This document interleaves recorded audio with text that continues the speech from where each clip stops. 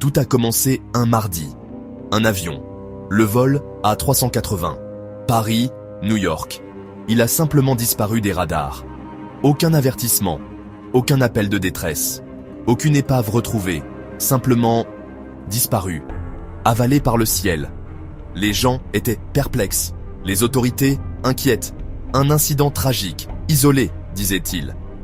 Mais ils avaient tort. Tellement tort. Le lendemain, mercredi.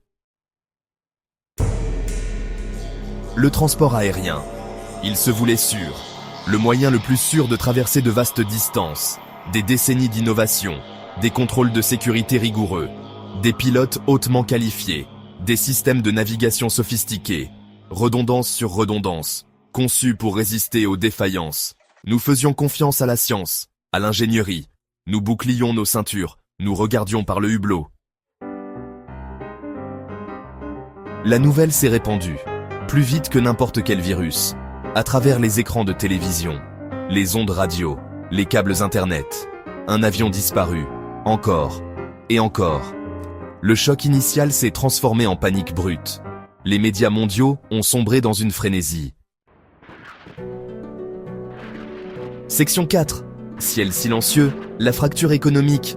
Les avions ont cessé de voler, pas sur décret officiel au début, mais parce que plus personne ne voulait monter à bord. Les pilotes refusèrent de voler, le personnel de cabine restait chez lui, le risque était trop grand, l'inconnu, trop terrifiant.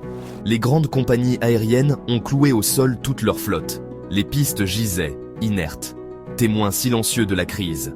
Le ciel, autrefois sillonné de traînées de condensation, était désormais étrangement vide. Section 5. Théorie dans l'éther, failles et ombres. Les enquêteurs travaillaient sans relâche. Les plus grands esprits du monde, ingénieurs en aéronautique, physiciens, ils examinaient minutieusement le peu de données disponibles. S'agissait-il d'une défaillance technique catastrophique, indétectable, un défaut sur un composant commun, sur tous les modèles? Peu probable, mais pas impossible. Ou peut-être une nouvelle arme, silencieuse. Quelque chose capable d'arracher les avions du ciel, sans laisser de traces, aucun débris. Section 6. Cœur cloué au sol, le bilan humain, la joie de voyager, le frisson du décollage, l'attente de nouveaux horizons. Tout cela, disparu. Remplacé par une peur froide, primale. Le ciel, autrefois symbole de liberté et d'évasion, était devenu une source d'angoisse profonde. Les enfants ne rêvaient plus de voler.